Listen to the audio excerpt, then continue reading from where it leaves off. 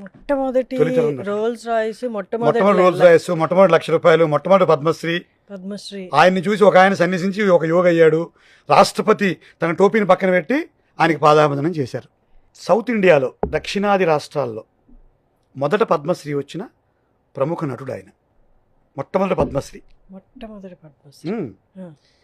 ₹1,00,000 తీసుకున్న తొలి తెలుగు నటుడు. ₹1,00,000 పారితోషికం అందుకున్న తొలి తెలుగు నటుడు. తన పాత్రలకి తానే పాటలు పాడుకున్న, మాటలే కాదు పాటలకు కూడా పాడుకున్న గంధర్వుడు ఆయన. సంగీత దర్శకత్వం కూడా చేసిన నటుడు ఆయన. ఇంతేకాకుండా ఫస్ట్ రోల్స్ రాయస్ కార్ కొనుక్కున్న నటుడు కూడా ఆయనే.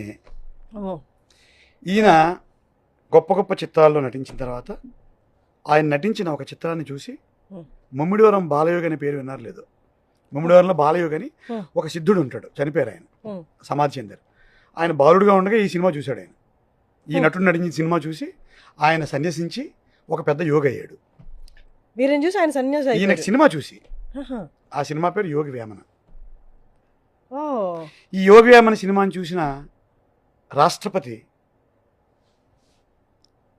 సర్వేపల్లి రాధాకృష్ణ మహోదయులు ఈ నటుడిని తన భవంతికి పిలిపించారు. సర్వేపల్లి రాధాకృష్ణ గారు అంటే మీకు తెలుసు, ఒక పెద్ద టోపీ ఉంటుంది. ఆయన విజ్ఞానానికి, ఆయన యొక్క ఆత్మవిశ్వాసానికి, ఆయన ప్రతిష్టకి అది ఒక సింబాలిక్గా ఉంటుంది. వారు రాగానే, ఆ నటుడు వచ్చి రాగానే, భవనానికి రాగానే ఆ టోపీ తీసి పక్కన పెట్టి ఆ నటుడికి పాదాభివందనం చేశారు రాష్ట్రపతి. ఆ నటుడు ఎవరు చెప్పండి? మొట్టమొదటి రోల్స్ రాయిస్, మొట్టమొదటి రోల్స్ రాయస్, మొట్టమొదటి ₹1,00,000, మొట్టమొదటి పద్మశ్రీ. పద్మశ్రీ. ఆయన్ని చూసి ఒక ఆయన సన్యసించి ఒక యోగి అయ్యాడు. రాష్ట్రపతి తన టోపీని పక్కన పెట్టి ఆయనకి పాదాభివందనం చేశారు. ఆయన పేరు చిత్తూరు నాగయ్య గారు. మొదటి super star of south India ఆయన. ఆయన పాటలు ఆయనే పాడుకునేవారు. చిత్తూరు నాగయ్య గారు మనందరికీ లవకుశలో, అంటే ఈ మధ్య తరం వాళ్ళ లవకుశ, ఎన్టీ రామారావు గారు లవకుశలో వాల్మీకి వేషం వేసిన ఆయనే చిత్తూరు నాగయ్య గారు.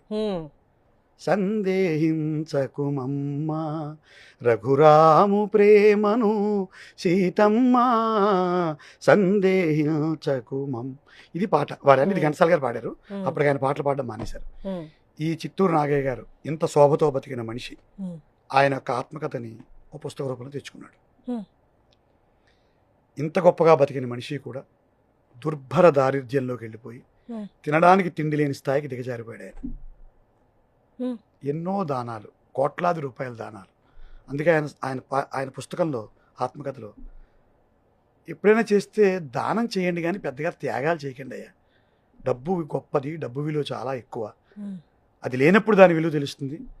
లక్షలాది రూపాయల పారితోషికం తీసుకున్న నేను పట్టెడు మెతుకుల కోసం చేతులు చాచే పరిస్థితికి వచ్చేసాను. అందులో అందరూ డబ్బును గౌరవించని చెప్పారు చిత్తూరు నాగయ్య గారు. ప్రాతస్మరణీయుడు ఆయన. గొప్ప గొప్ప మనిషి, ఉన్నతమైన వ్యక్తి, గొప్ప సంగీత దర్శకుడు, గొప్ప నటుడు, భారతదేశమే గర్వించదగిన నటుడు. ఆఖరిగా ఆయన మద్రాసు పట్టణంలో చనిపోయారు. చనిపోయిన తర్వాత ఆయన్ని దహనం చేయడానికి డబ్బులు లేవు. చందాలు వేసుకుని ఆయన దహన కార్యక్రమాలు పూర్తి చేశారు. ఇది ఈరోజు చిట్టుముత్యం. సో ప్రజలందరూ చిత్తూరు నాగయ్య లాంటి వారి గొప్పవారి గురించి స్మరిస్తూ, వారు చెప్పిన ఈ ఒక్క గుణపాఠాన్ని, డబ్బుకు విలువిస్తూ, మరీ త్యాగాలు చేసేయకుండా, మన కింద భూమి కదిలిపోయేంతగా దానాలు చేసేయకుండా స్పృహలో ఉండమని వారు చెప్పిన సలహాని ప్రేక్షకులందరూ తీసుకోవాలని కోరుకుంటూ ఈ చిట్టుముత్యాన్ని మీకు సమర్పిస్తున్నాను. ఆ తరం వారు అతి మంచివారా సార్?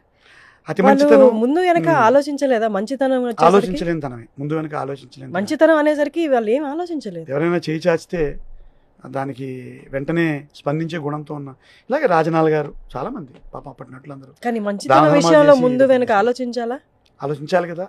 అప్పుడెప్పుడో సన్ ఆఫ్ సత్యమూర్తి సినిమాలో త్రివిక్రమ్ శ్రీనివాస్ గారు చెప్పిస్తారు, అంటే దానానికి కూడా లాజిక్లు ఉంటాయరా అని. కొన్ని అబద్ధం ఆడితే ఆడతాడు డబ్బు తీసుకెళ్ళి. ఆవు పులి కథ చెప్తాడు కదా, నాన్న పులి వచ్చిందని 3 సార్లు అబద్ధం చెప్తాడు కొడుకు. నాన్న 4వ సారి వెళ్ళడు, పులి వచ్చిందేమో, నిజంగా ఆసారి పులి వచ్చింది, కొడుకు చచ్చిపోయాడు. ఇంకోసారి వెళ్ళుంటే ఏది ఒక చిన్న అబద్ధం అయి ఉండేది కొడుకుది, కానీ వెళ్ళుంటే కొడుకు బతికేవాడుగా. సో అంచేత దానాలు చేసేటప్పుడు అబద్ధాల నిజాలా చూడక్కర్లేదు అనేది ఒక సూక్తి. దాన్ని ఫాలో అయ్యాడు మహానుభావుడు చిత్తూరు నాగయ్య గారు. అప్పటి వారందరూ అదే. సావిత్రి గారు కూడా ఎన్నో దాన ధర్మాలు కదా. ఇది చిత్తూరు నాగయ్య గారి ఒక పడి లేచిన కడలి కెరటం లాంటిది కదమ్మా ఇది.